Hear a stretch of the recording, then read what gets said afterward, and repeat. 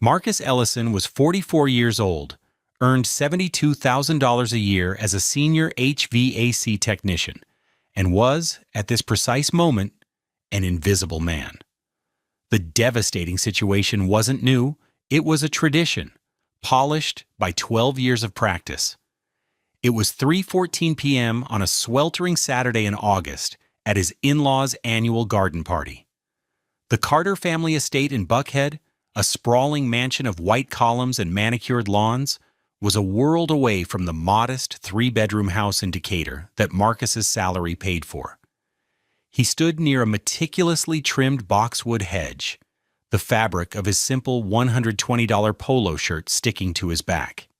His wife, Renee, was across the lawn, a vision in a flowing canary yellow sundress that probably cost $500. Her laughter, light and musical, carried on the thick, humid air as she mingled with her parents and their wealthy friends. No one looked at Marcus. No one had spoken to him for 47 minutes, not since Renee's uncle, a man named Robert with a booming voice and a condescending smile, had clapped him on the shoulder and said, "Hey, Mark, be a good lad and see if the caterers need a hand with the ice, will you?" Marcus had nodded, his face a neutral mask, and walked toward the catering tent. He hadn't been needed. He never was. Now he watched as Renee's father, William Carter, a formidable man with a crown of silver hair and skin the color of rich mahogany, held court. He was telling a story about his last trip to Europe, gesturing with a hand that wore a gold watch easily worth $10,000. Marcus glanced at his own watch, a practical and durable $89 Timex he'd owned for 6 years.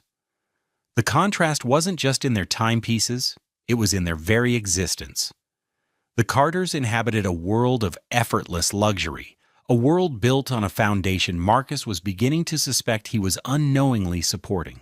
He felt a familiar, dull ache in his chest, the pain of being perpetually on the outside of his own life. He was a ghost at the feast, a silent benefactor whose presence was tolerated only as a matter of familial obligation, and even then, just barely. He had no idea how profoundly that foundation was about to crack, or that he would be the one to finally take a sledgehammer to it. Have you ever felt invisible in your own life? Let us know in the comments below and stick with us to see how one man found his voice after 12 years of silence. The early days with Renee had been different. He'd met her at a friend's barbecue 12 years ago. She was vibrant and smart, working in marketing for a downtown firm. Her smile could light up a room, and when she looked at him, he felt seen. He was a younger man then, just starting to build his reputation as a reliable HVAC tech. His hands were calloused, his work truck wasn't new, but he had a quiet confidence and a steady heart. She said she loved that about him. She said his stability was a comfort. Their first home was a small rental, but he filled it with love, and secondhand furniture he repaired himself. He'd cook for her after a long day, his broad shoulders hunched over the stove, carefully preparing her favorite meal. They'd talk for hours. Her family, the Carters, were a distant, gilded concept she spoke of with a mixture of pride and exasperation. "They're a lot," she'd warned him before he first met them. "But they mean well." He had no idea how wrong she was. The first meeting was at the same Buckhead estate for Christmas. He'd worn his best suit, a modest but well-fitting piece that cost him $200. He brought a bottle of $75 aged whiskey for her father. William Carter had accepted the gift with a cursory nod, setting it on a side table where it was immediately lost among dozens of others. Throughout the evening, they asked him polite but pointed questions. "HVAC, you say? So, you work with your hands?" Her mother, Eleanor, had asked, her tone making it sound like an unfortunate diagnosis. How quaint. Renee had squeezed his hand under the table, a silent apology. At the time, he'd accepted it as solidarity. He told himself it was just a cultural gap. He was a working man. They were something else. But the pattern began to set. At every family function, there was a subtle but clear line drawn between him and them. He was introduced with a slight hesitation. "This is Renee's husband, Marcus." His profession was either mumbled or omitted entirely. When they bought their house in Decatur, a solid, respectable home for $350,000, it was Marcus's savings that provided the $70,000 down payment. His steady income was what secured the mortgage. The monthly payment of $2,180 came directly from his bank account. Renee had stopped working a year after their daughter Maya was born. "The commute is just too much, and the daycare costs are astronomical," she had reasoned. "With your salary, we can manage just fine." Marcus, wanting to provide for his family, had agreed. He took on extra weekend jobs, his body aching after long weeks in scorching attics and cramped crawl spaces. To make sure they never felt a pinch, he built a life for them. He packed Maya's lunch every morning, carefully cutting the crusts off her sandwiches just the way she liked. He'd braid her hair, his large, gentle fingers working through her beautiful, tight coils, adding the colorful beads that would click and dance when she ran. He fixed the leaky faucet, patched the drywall, and taught Maya how to ride her bike in the park down the street. Their home was filled with the scent of his cooking and the sound of his daughter's laughter. But that life seemed to exist in a bubble, separate from the world of the Carters. When Renee's family was involved, Marcus's role shifted. The money he earned, however, was always welcome. "Mom needs a new dishwasher. The old one is making a racket," Renee would say, scrolling through her phone. "I saw a great Bosch model for $1,200. He'd sigh and transfer the money. "My brother, Kevin, is trying to start a new business venture. He just needs a little seed money, maybe $5,000? She'd ask, framing it as an investment in family. Marcus, wanting to be a supportive husband, would agree. The checks were cashed, the money was spent, and at the next family gathering, Kevin would barely make eye contact with him. The domestic normalcy of his life in Decatur was a stark contrast to the performative grandeur of Buckhead. He'd come home, covered in dust and sweat, to find Renee dressed for an evening out with her sister. "Just a little charity thing," she'd say, slipping on a pair of $800 Jimmy Choo heels. "Don't wait up." He'd spend the evening with Maya, reading her stories. The quiet intimacy of their time together, a balm on his weary soul. He was a father and a husband, a provider and a caregiver.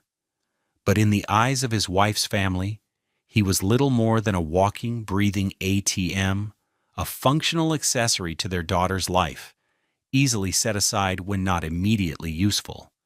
And for 12 years, he had quietly accepted this role, believing it was the price of peace. The insults accumulated like rust, slowly, almost imperceptibly at first, then corrupting everything. What began as subtle condescension hardened over the years into overt, casual cruelty. The outrage was a slow-burning fire in Marcus's gut, one he had learned to smother for the sake of a quiet life. There was the Christmas, 7 years into the marriage, that crystallized his status. The Carter dining room was a spectacle of mahogany and crystal. A massive 20-foot table was set for 30 people. As guests found their place cards, Marcus searched for his own.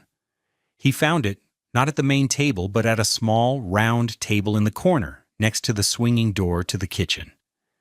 He was seated with 2 distant cousins and a teenager who spent the entire meal on his phone.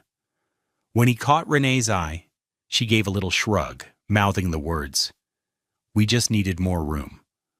Later, during the gift exchange, Marcus presented his father-in-law with a beautiful, handcrafted wooden box containing a set of high-end German chisels, a gift that had cost him $250 and weeks of research. William opened it, glanced at the contents, and said, "Ah, tools. Thank you, Marcus." He set it aside without a second look. 5 minutes later, he handed Renee's brother, Kevin, an envelope. "Just to help you get that new condo squared away," William announced. Kevin opened it and beamed. It was a check for $20,000. The room erupted in applause. Marcus felt the air leave his lungs. The cruelty wasn't always financial. It was in the constant erasure of his presence. At Maya's 9th birthday party, hosted in their own backyard in Decatur, the Carters arrived an hour late. They swept in, bearing a gift that was both ostentatious and passive-aggressive, a 6-foot-tall, fully furnished dollhouse that cost at least $1,500. It completely overshadowed the custom-built bicycle Marcus had spent a month assembling and painting in Maya's favorite colors. His daughter, bless her innocent heart, was thrilled by the dollhouse, but Marcus saw the gift for what it was: a declaration of territory, a reminder of who held the real power, even in his own home. Throughout the party, his in-laws spoke over him, answered questions directed at him, and steered every conversation back to their own lives, their own friends, their own world. He was a silent host in his own backyard. The breaking point, the moment the smothering blanket he'd wrapped around his anger was finally burned away, came on a Tuesday night. It was late, close to 11. Maya was asleep. Marcus had just finished cleaning the kitchen after a long day. Renee was in their bedroom, getting ready for bed. He walked in, the exhaustion of his day compounded by a deep, simmering resentment. Her brother had called earlier, asking for another loan, this time for a can't-miss stock tip. Renee had already agreed to it on their behalf. "We need to talk about Kevin," Marcus began, his voice low and even.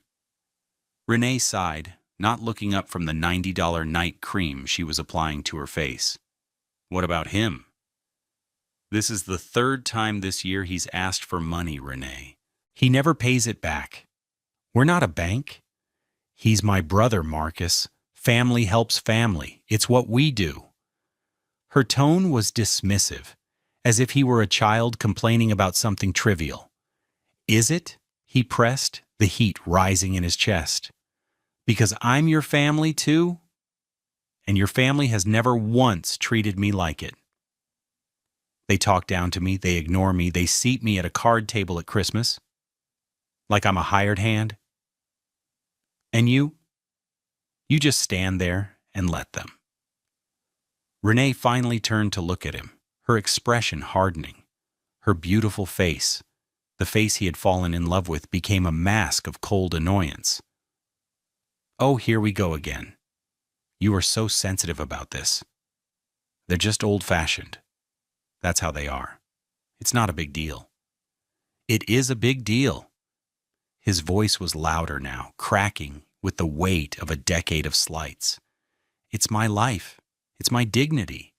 They treat me like I'm nothing. And you, my wife, you co-sign it with your silence." She stood up, her silk robe falling perfectly around her. She walked towards him, stopping just a foot away. Her eyes, which once held such warmth, were now chips of ice. She looked him up and down, a slow, deliberate appraisal that made him feel small, insignificant. Then she delivered the line that would echo in his mind for months, the words that severed the last thread of hope he had for their marriage. "Honestly," she said, her voice dropping to a confidential, cruel whisper, "you're so dramatic. It's not that hard. You're easy to ignore when you don't matter." The words landed like physical blows. He felt the blood drain from his face. He had no response. There was nothing to say to a truth that absolute, that devastating. He saw in her eyes that she meant it. He didn't matter. His feelings, his dignity, his presence.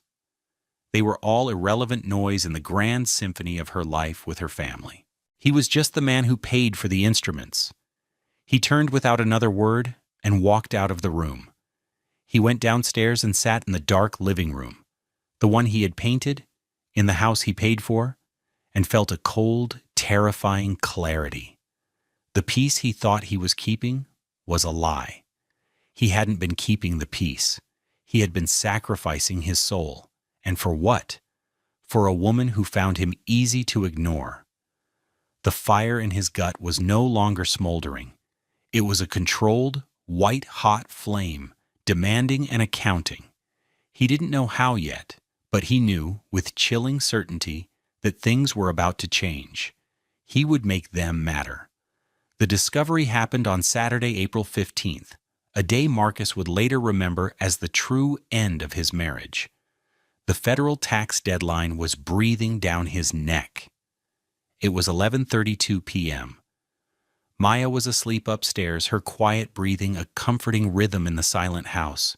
Renee was out, at a gala, for a charity he'd never heard of, wearing a new $2,400 Burberry dress he'd only found out about when he saw the credit card statement. He was at the small oak table in their kitchen, the one he'd bought for $300 from a consignment shop and refinished himself. The air was cool, scented with the lingering aroma of the spaghetti he'd made for himself and Maya for dinner.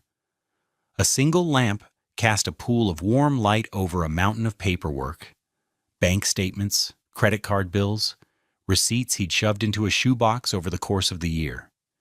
He was hunting for a specific receipt for a new set of manifold gauges. A deductible work expense. His fingers, thick and calloused from years of gripping wrenches and hoisting compressors, sifted through the slips of paper. He was tired. His back ached from a difficult installation in a cramped attic that afternoon. He just wanted to find the receipt and go to bed. He opened the statement for their joint checking account, the account his $72,000 salary was deposited into every 2 weeks. Renee's occasional freelance graphic design work, which brought in perhaps $5,000 a year, also went into that account. He scanned the columns, his eyes blurring slightly. Direct deposit, Marcus Ellison, plus $2,769.23. Mortgage payment, minus $2,180. City of Decatur. Water, minus $112.50. Then he saw it. A charge from Exquisite Tastes Catering. The amount was $4,500. He frowned. They hadn't used a caterer? Then it hit him. The date on the transaction was August 22nd of last year, 2 days after the Carters' annual garden party. The party where Uncle Robert had asked him to go check on the ice. A cold feeling, sharp and unpleasant, pricked at the base of his neck. He remembered Renee saying her mother was handling the arrangements. He had assumed William and Eleanor were paying. He had never, not once, considered that he was funding his own humiliation. His heart started to beat a little faster. He put the catering receipt aside and kept scrolling through the statement. Another charge caught his eye. A transfer of $5,000 to Kevin Carter. The memo line written by Renee read, "Business loan." This was the can't-miss stock tip that had started the final devastating fight. He had told her no, but she had done it anyway. From their joint account, from his money. The room suddenly felt very cold. The gentle hum of the $1,800 Samsung refrigerator beside him seemed to grow louder, filling the silence. He pushed back from the table and went to the hall closet where they kept old records. He pulled out box after box of old bank statements going back to the first year of their marriage. For the next 3 hours, Marcus sat at that kitchen table and excavated the financial history of his life. He laid the statements out in chronological order. The kitchen floor became a timeline of his own deception. He saw a payment of $7,800 to the Fulton County Tax Commissioner. He cross-referenced the property ID online. It wasn't for their house in Decatur. It was the property tax bill for his in-laws' guest house in Buckhead. He'd been paying it for 6 years. He saw the down payment assistance he'd given them for Renee's sister's first car, a $43,000 white BMW 3 Series. They'd called it a family gift. The transfer was for $10,000 from his account. He saw charges for vacations he wasn't invited on, tuition for a sommelier course for Kevin, and thousands upon thousands of dollars spent at high-end department stores. He felt a tremor in his hand as he opened his laptop and created a new spreadsheet. The screen's cold, blue-white light illuminated his face, showing the deep lines of disbelief and a dawning, terrible rage. He began to type, his fingers moving with a grim precision. Column A, date. Column B, description. Column C, amount. Column D, beneficiary. June 2012, Carter Family Reunion Catering, $2,150. The Carters. March 2014, down payment, Kevin Carter's condo, $15,000. Kevin Carter. September 2016, property tax, Buckhead Guest House, $7,200. William and Eleanor Carter. And on it went. The numbers piled up, each one a small betrayal, a single brick in a massive wall of disrespect he had been too blind to see. The total at the bottom of the spreadsheet grew, a monstrous, glowing figure on the screen. By 4 a.m., as the first hints of dawn touched the sky, he was finished. He stared at the final number. $482,115, almost $500,000, siphoned away. Given freely by his wife, earned by the sweat of his brow. He didn't feel anger anymore. That was too hot, too simple an emotion. What he felt was a profound, chilling emptiness. The love he thought he had, the family he thought he was part of, it was all a transaction, and he had been on the losing end for 12 years. He leaned back in his chair, the papers spread around him like wreckage, and for the first time he saw the full, unvarnished truth of his marriage. It was a business arrangement, and his contract was up for renewal. He closed the laptop. It was time to renegotiate the terms. On Monday morning at 9:05 a.m., Marcus walked into the law offices of James & Associates. It wasn't in one of the gleaming glass towers of Midtown that the Carters favored for their financial advisors. It was a modest, 3-story brick building in a quieter part of downtown, the kind of place that signaled competence over flash. He had found Alana James online, drawn to her biography, a sharp, focused black woman who specialized in family law and financial disputes. He was shown into her office. It was neat and organized, with shelves of law books and a single, vibrant painting of a jazz trio on the wall. Alana James stood to greet him. She was in her late 40s, with her natural hair styled in elegant silver-streaked twists. She wore a simple but powerful navy blue suit that probably cost more than his own, but it projected authority, not frivolity. Her handshake was firm. "Mr. Ellison," she said, her voice calm and professional, "please have a seat. My assistant said your matter was urgent." Her fee, he knew from their brief phone call, was $450 per hour. Marcus sat, placing his worn leather briefcase on his lap. He felt out of place, a man more comfortable with schematics and ductwork than legal consultations. He took a deep breath. "Thank you for seeing me, Mrs. James. I have a situation." He opened the briefcase and took out a single folder.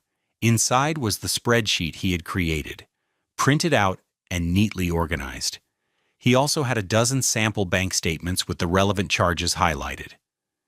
He slid the folder across her polished desk. She opened it and began to read.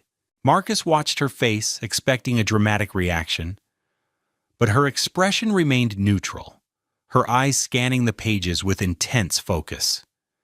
She was silent for a long time, the only sound in the room the quiet rustle of paper, as she turned from the spreadsheet to the statements, cross-referencing his work. He saw her eyebrows raise slightly once, then twice. A muscle in her jaw tightened. After nearly 20 minutes of silent reading, she finally looked up at him. The professional neutrality was gone, replaced by a look of hard, cold anger on his behalf. "Mr. Ellison," she said, her voice low and tight, "for 12 years, you have not been a husband. You have been an unacknowledged small business loan institution with exceptionally generous terms." The validation in her words was so powerful, it almost brought him to his knees. He just nodded, unable to speak. "This is egregious," she continued, tapping a perfectly manicured finger on the grand total at the bottom of his spreadsheet. "This is a systematic, long-term financial exploitation, veiled as family dynamics. The fact that your wife facilitated it makes it a profound marital breach." She leaned forward. "So, the question is, what do you want to do about it? We can file for divorce immediately. We can sue for misappropriation of marital assets. There are several paths we can take." Marcus finally found his voice. "I don't want a messy public fight, not yet. I have a daughter, Maya. She's 10. I need to protect her from all of this." He paused, gathering his thoughts. "For 12 years, they've made me feel worthless. They've taken my money and they've laughed at me. I just want an accounting. I want them to see it, all of it. I want to say it out loud, just once." Alana James studied him for a moment, then a slow, shrewd smile touched her lips. "An audit," she said, echoing the word he had used in his own mind. "I like that. It's clean. It's about facts, not feelings. It's not revenge, Mr. Ellison. It's accountability." For the next hour, she laid out a precise, methodical plan. First, he was to open a new bank account at a different bank, in his name only. He was to redirect his direct deposit there immediately. Second, he was to continue gathering evidence, every receipt, every statement. He was to create a comprehensive binder, a ledger, detailing every single transaction that benefited the Carters. She told him to scan every document, creating a digital backup stored on a secure cloud server. "You will go home, and you will act as if nothing has changed," she instructed, her voice firm. "You will be the same quiet, agreeable man they think you are. Do not let your wife know you have seen a lawyer. Do not let her know you know anything. Your silence is now your most powerful weapon. We will choose the time and place for your audit. It needs to be a moment of maximum impact, a moment they cannot ignore or dismiss." He left her office an hour later, the $450 charge for the consultation, feeling like the best money he had ever spent. He had a plan. He had an ally. For the first time in over a decade, he wasn't just enduring, he was preparing. He spent his lunch break at a new bank, opening an account. That evening, after Maya was in bed, he began his work. He bought a thick, leather-bound $40 ledger and a high-quality scanner. Night after night, in the quiet darkness of his home, he meticulously documented his own betrayal, the soft whir of the scanner, a quiet promise of the reckoning to come. The 2 months that followed were the hardest of Marcus's life. He was living a double life, playing the part of the docile, oblivious husband, while a cold, methodical fury simmered just beneath the surface. Every interaction with Renee was a performance, every polite nod a lie. The strain was immense, a constant pressure behind his eyes. One evening, Renee came home, her arms full of shopping bags from Phipps Plaza, the most expensive mall in Atlanta. She pirouetted in the living room, showing off a new silk blouse. "What do you think?" she asked, beaming. "It's from Versace. It was on sale, practically a steal at $700. A year ago, he would have felt a spike of anxiety about the cost. Now he felt nothing but a cold, distant observation. He looked at the blouse, then at her, and gave the expected response. "It looks great on you, honey." Inside, he was making a mental note. Date, purchase, Versace, $700, source, joint account. That night, after she was asleep, he added the line item to his spreadsheet and scanned the receipt he'd found in her purse. The lie was one more piece of evidence.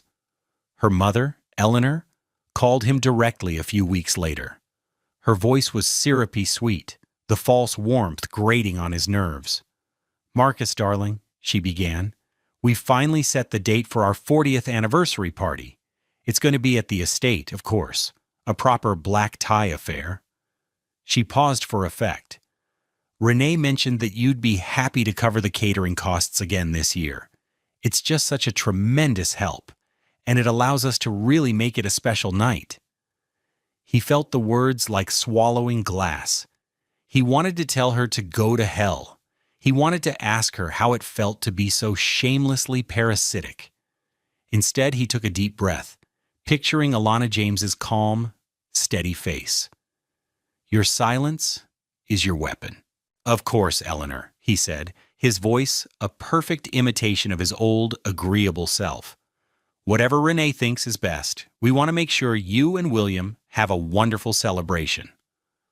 "Oh, you are just the best son-in-law a mother could ask for," she gushed. "Truly." He hung up the phone, his hand trembling slightly. He walked to the kitchen and poured a glass of water, his reflection in the dark window showing a stranger's face, tight and grim. He was becoming an excellent liar. The thought brought him no comfort. The most difficult moments were with Maya. His daughter was perceptive, her young heart attuned to the subtle shifts in the emotional atmosphere of their home. One Saturday afternoon, he was sitting with her at the kitchen table, helping her with a school project on the solar system. She was meticulously coloring in the rings of Saturn, her brow furrowed in concentration, the colorful beads in her braids making a soft, clicking sound as she moved her head.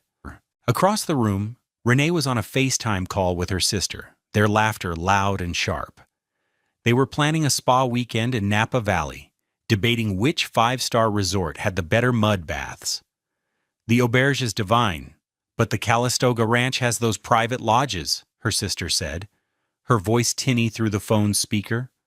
A week, there would be heaven. Marcus kept his focus on Maya, pointing to her drawing. "That looks amazing, sweetie. You're getting the colors just right." But he felt Maya's gaze on him. He looked up and saw her watching him, her big brown eyes filled with a quiet, knowing sadness. She had stopped coloring. "Daddy," she whispered, her voice so soft he could barely hear it over her mother's call. "Are you okay?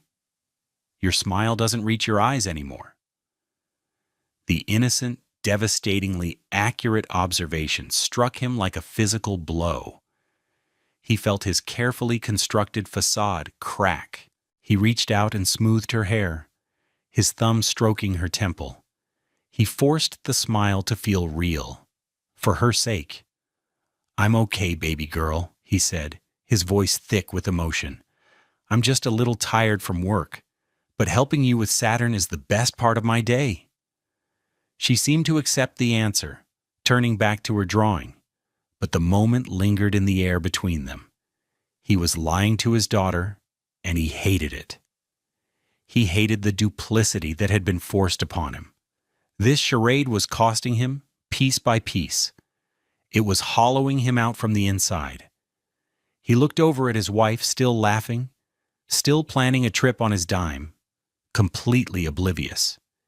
He had made a critical mistake for 12 years, believing that his silence would buy him peace. He now knew it had only bought his erasure. The anniversary party was in 3 weeks. The performance was almost over. The audit was coming. The evening of William and Eleanor Carter's 40th anniversary party arrived on a perfect Saturday in late June. The sky over Buckhead was a brilliant canvas of orange and purple as the sun began to set. At the Carter estate, everything was flawless. White tents graced the vast back lawn, hundreds of tiny string lights twinkled like captive stars, and the gentle, sophisticated melody of a live string quartet drifted through the warm air.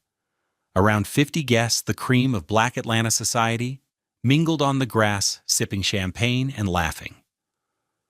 Marcus stood a little apart from the crowd, a silent observer in a simple, well-pressed $300 black suit. He held a single glass of sparkling water, the ice cubes clinking softly. He had driven separately. Renee had been furious. "What do you mean you're meeting me there? We're the hosts. We have to arrive together," she'd hissed as she was getting ready, adjusting the straps of her glittering silver $3,500 gown. "I have to check on a job site first. An emergency call. I won't be late." He had lied, his voice calm and even. He needed the space. He needed to arrive on his own terms. Beside him, on the passenger seat of his 2012 Toyota Camry with 187,000 miles, sat a handsome, leather-bound ledger. He watched Renee glide through the party, a perfect hostess, her laughter echoing. She was in her element, surrounded by the wealth and status she craved. She didn't look for him. She didn't need to. He was in his designated place, the background. At 8 p.m., after the main course had been served, William Carter, looking regal in a custom-tailored tuxedo, stood and tapped a spoon against his crystal glass. The crowd quieted. He beamed, his arm around his wife, Eleanor, who was radiant in an $8,700 Armani suit. "My friends, my family," William began, his voice rich and resonant. "Thank you all for being here to celebrate 40 years with my beautiful bride. 40 years of love, of family, of building a legacy." He spoke for several minutes, thanking his children, his business partners, his friends. Then he paused, a twinkle in his eye. He was about to make a joke, a familiar one. "And of course," he said, scanning the crowd with a theatrical air, "I have to give a special thanks to, Mark." He feigned forgetting Marcus's name, a bit he'd been doing for years. A few people tittered. "For making sure all the cars were parked properly and the champagne kept flowing. It's so good to have helpful people in the family." A wave of polite, cruel laughter rippled through the guests. It was the final nail. Marcus looked at Renee. She was smiling, a tight, thin smile of tacit approval. She caught his eye for a fraction of a second, her expression unchanged before turning back to her father. In that moment, something inside Marcus settled. The anger, the years of resentment, the tension. It all coalesced into a single point of cold, hard clarity. This was the moment. He set his glass down on a nearby table. He walked from the edge of the crowd toward the small raised platform where William stood. He moved with a quiet purpose that drew curious glances. As he approached, he reached into the inside pocket of his suit jacket and pulled out the leather-bound ledger. The string quartet had just finished a piece, and in the ensuing silence, Marcus stepped up onto the platform, taking the microphone from a surprised William Carter. The entire party, all 50 guests, turned to look at him. A confused murmur spread through the crowd. "Good evening," Marcus said, his voice steady and clear, amplified by the sound system. It was a voice no one there had ever truly heard before. It held no tremor, no anger, only an unshakable calm. "My name is Marcus Ellison. For those of you who may not know me, I have been Renee's husband for the past 12 years. He opened the ledger. The pages lay flat, filled with his neat, precise handwriting. "William, you mentioned thanking me for my help," he continued, his eyes finding his father-in-law in the crowd. "I appreciate that, but I believe there has been a significant and long-standing misunderstanding about the nature of my contributions to this family. So tonight, in the spirit of celebrating 40 years of the Carter legacy, I'd like to offer a different kind of toast, a financial review, an audit." A stunned silence fell over the party. The air grew thick with tension. Renee's face, which had been smiling a moment before, was now a frozen mask of disbelief. Marcus looked down at the first page of his ledger. "Page 1, he read, his voice resonating through the still night air. June 14th, 2012. Contribution to Carter Family Reunion Catering, $2,150. Source: Ellison Primary Checking Account." He turned the page. Page 2, March 3rd, 2014. Down payment assistance for the condominium of Kevin Carter, $15,000. Source: Ellison Savings Account. He didn't raise his voice. He simply read the facts, one by one. The room was so quiet he could hear the faint rustle of the leaves in the trees.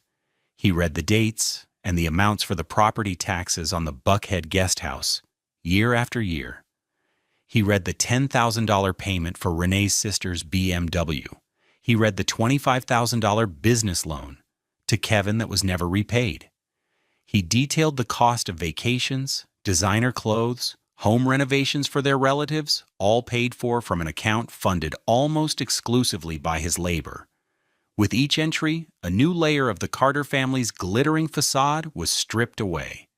William Carter's face had gone from confusion to fury to a pale, slack-jawed shock. Eleanor looked as if she might collapse, her hand clutching her chest. Renee was staring at him, her eyes wide with a mixture of horror and murderous rage. Her perfect party, her perfect world, was being dismantled, line by line, in front of everyone she wanted to impress. Finally, Marcus reached the last page. The itemized list spans 12 years and totals $482,115, he announced, his voice unwavering. He closed the ledger with a soft, final thud. He looked out at the sea of stunned faces, then his eyes settled on Renee. "For 12 years, he said, his voice dropping slightly but still carrying across the lawn, I have been seated at side tables. I have been called the help. I have been treated as an afterthought. My wife once told me, in a moment of profound honesty, 'You're easy to ignore when you don't matter.' And I see now that she was half right. I didn't matter. But my money clearly did." He placed the ledger on the podium. "So as of tonight, June 24th at 8:17 p.m., this financial arrangement is terminated. The bank is closed. The help, as you so fondly call me, quits." He turned to step off the platform. The silence was absolute, a heavy, suffocating blanket. Then Renee found her voice, a venomous hiss that cut through the quiet. "Marcus, you sit down right now. You are embarrassing me." He didn't turn around. He didn't even hesitate. He stepped off the platform and began to walk across the perfectly manicured lawn, away from the white tents, away from the string quartet, away from 12 years of humiliation. He had taken maybe 10 steps when he heard a small sound behind him, a sound that cut through his own resolve. "Daddy?" He stopped and turned. It was Maya. She must have been sitting at a table near the back. She was running toward him, her beautiful white party dress flowing around her, the colorful beads in her braids clicking softly in the stunned silence. She didn't cry. She didn't scream. Her face was a mask of fierce, determined loyalty. She reached him and slipped her small, warm hand into his large one. She squeezed it hard. She looked up at him, her eyes clear and certain. She didn't say another word. She just held on. Marcus looked down at his daughter's hand in his. It was the only thing that mattered. He squeezed back, a silent promise. Together they turned and walked away, leaving the entire glittering, fraudulent world of the Carters frozen in a tableau of their own making, silent and exposed under the twinkling lights. The fallout was not a single explosion, but a cascade of consequences. each one a direct result of the truth Marcus had laid bare. The first shockwaves arrived before he and Maya had even made it back to their house in Decatur. His phone began to vibrate incessantly. The first message was a text from Renee, sent at 8:25 p.m. Text: "Where are you going? Get back here right now. You have humiliated me." The second came 2 minutes later. Text: "Everyone is staring. My father is furious. You have ruined everything, everything." Marcus didn't reply. He put his phone on silent and focused on driving, his hand still holding Maya's. When they got home, he led her inside, made her a cup of warm milk, and tucked her into bed. She was quiet, but her eyes were full of questions he knew he would have to answer eventually. For now, he just kissed her forehead. "I love you, sweetie. Everything is going to be okay." Once she was asleep, he looked at his phone. 12 missed calls from Renee, 7 from her mother, 3 from her father, and a string of voicemails, each one more frantic than the last. He listened to them, one by one, a grim catalog of a world collapsing. Voicemail 1. Renee, 8:41 p.m. Angry, incredulous. "Marcus, I cannot believe you. I cannot believe what you just did. To my family, to me, at my parents' anniversary party. You call me back this instant. This is not over." Voicemail 2. Renee, 9:15 p.m. Shifting to justification. "Okay, look, I know you've been upset. I know. But this was insane. All that money. That's just what family does. You don't understand. You're making it sound so transactional. It wasn't like that. You need to come back and apologize." Voicemail 3. Eleanor, 9:32 p.m. Hysterical. "Marcus, this is Eleanor. What have you done? People are leaving. They're whispering. William." William is beside himself. "You have brought such shame on this family. After everything we've done for you." Voicemail 4. Renee, 10:50 p.m. Pleading, cracking. "Baby, please, please call me. I'm home. The house is so empty. Where are you? We can fix this. I know I could have been a better wife. We can talk about it. Just please come home. Don't do this to us. Don't do this to Maya." Voicemail 5. Renee, 1:17 a.m. Sobbing. "Marcus, I'm so sorry, okay? I'm sorry. I never meant to make you feel that way. I love you. Please, I love you. Don't throw away 12 years. Please, just pick up the phone." He deleted them all. The next morning, Alana James filed for legal separation on his behalf, citing irreconcilable differences and financial malfeasance. The consequences for the Carters were swift and brutal. First, the social collapse. The story of the ledger reading spread like wildfire through their elite social circle. Marcus wasn't painted as the villain. He was the wronged party. The Carters were unmasked as frauds, users who had financed their lavish lifestyle on the back of their working-class son-in-law. The invitations to galas and charity events dried up overnight. Old friends suddenly became unavailable for lunch. The whispers followed them everywhere they went. Second, the financial ruin. With Marcus's income stream severed, the delicate house of cards collapsed. The anniversary party, with its $15,000 catering bill and $5,000 string quartet, went onto William's credit card. Within 2 months, the property taxes on the guest house went unpaid, and a lien was placed on the estate. Kevin's can't-miss stock tip had predictably been a bust, and with no more loans from Marcus, his creditors came calling. His leased condo was lost, and he was forced to move back in with his parents. For Renee, the fall was the hardest. The joint account was frozen by the court. She had no income, no savings of her own, and a lifestyle that cost upwards of $10,000 a month to maintain. Within 3 months, she had to sell her beloved white BMW 3 Series, getting only $28,000 for it, most of which went to pay off the credit card debt she'd accrued. She was forced to leave the house in Decatur, the house Marcus had paid for, and was now awarded in the separation agreement, and move into a cramped $1,500 a month apartment in a charmless complex in Sandy Springs. She tried to find a job, but her resume had a 12-year gap. Her entitled attitude and lack of recent skills made her unemployable in the marketing field she'd left behind. She ended up taking a position as a receptionist at a dental office for $17 an hour. The woman who once wore $2,400 dresses was now answering phones and scheduling appointments, her face a constant mask of bitter resentment. The luxury she had believed was her birthright was gone, and in its place was the harsh, unforgiving reality of a life she had to pay for herself. 2 years passed. The world turned, and life, as it always does, found a new rhythm. It was a bright, crisp Saturday morning in October. In the clean, organized two-car garage of a modest but comfortable rented house in a quiet Decatur neighborhood, the air smelled of machine oil and potential. The garage had been converted into a workshop and classroom. A large sign on the wall, professionally painted, read, Ellison HVAC, Training and Service.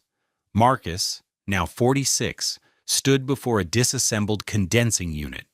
His hair had a few more distinguished threads of gray at the temples, but the tired, strained lines around his eyes were gone. He looked peaceful. He was explaining the function of a dual-run capacitor to 2 young men in their early 20s, both of them black, both listening with rapt attention. "See, the key is to always discharge it before you handle it," Marcus said, his voice patient and clear. "This little thing can hold a serious charge. Safety first, always." He had started the service 6 months after the separation, using a small business loan he'd easily secured with his perfect credit history. He specialized in honest, reliable repairs, but his real passion was the training program. He took on 2 apprentices each year, usually young men from the community who needed a skill and a mentor. He taught them the trade, but he also taught them about business ethics, about valuing their labor, about self-respect. He was building something, not just fixing things. The side door to the garage opened, and Maya walked in, now a confident and happy 12-year-old. Her hair was in long, neat twists that fell past her shoulders. She was carrying a plastic tray with 3 glasses of lemonade and a plate of cookies. "Break time, Daddy," she announced, her voice bright. The 2 apprentices, Jamal and David, grinned. "Thanks, Maya. You're a lifesaver." As they took their break, Maya pulled a folded piece of paper from her pocket and handed it to Marcus. "I made this for you, for the wall." He unfolded it. It was a drawing, done in colored pencils. On one side stood a tall figure with a kind smile, holding a wrench.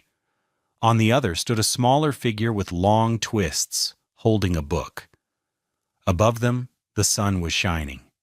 He recognized his own steady hands, her brilliant smile. "It's beautiful, sweetie," he said, his voice thick with emotion. "Who is it?" "That's you, Daddy," she said, pointing. "You're a teacher, and that's me. I'm going to be a lawyer, like Mrs. James." She looked up at him, her dark eyes shining with pride. "We're a family." She then pointed to the figures, to the rich brown color she had carefully used for their skin. "We're black, and we're happy," she said, as if stating the most obvious and wonderful fact in the world. A single tear escaped Marcus's eye, a tear not of sorrow, but of overwhelming gratitude. He hugged her tightly. "Yes, we are, baby girl. Yes, we are." Later, he tacked the drawing to the main wall of the workshop, right next to his business license and his first dollar earned. He looked at it. This simple, powerful declaration of their new life. He realized that for 12 years he had been pouring his life's energy into a foundation made of sand, trying to earn a place at a table where he was never truly welcome. He had mistaken their luxury for value, their status for worth. True wealth, he now understood, wasn't in a Buckhead estate or a $43,000 car. It wasn't in a name or a legacy built on the silent contributions of others. True wealth was in the solid feel of a tool in your hand, in the respect you earn through your own hard work. It was in the quiet pride of teaching a young person a trade, in building a community, not just a bank account. It was in the unconditional love of a child who saw you not for what you could provide, but for who you were. It was the peace of a Saturday morning, the taste of lemonade, and the simple, profound knowledge that his smile now, finally, reached his eyes. He was no longer invisible. He was seen. He was home. What does it mean to build a life of true value? Share your thoughts with our community in the comments. We believe stories like Marcus's show us that real strength isn't about enduring disrespect, but about having the courage to demand your worth and build a new foundation based on love and respect. Thank you for being a part of our channel.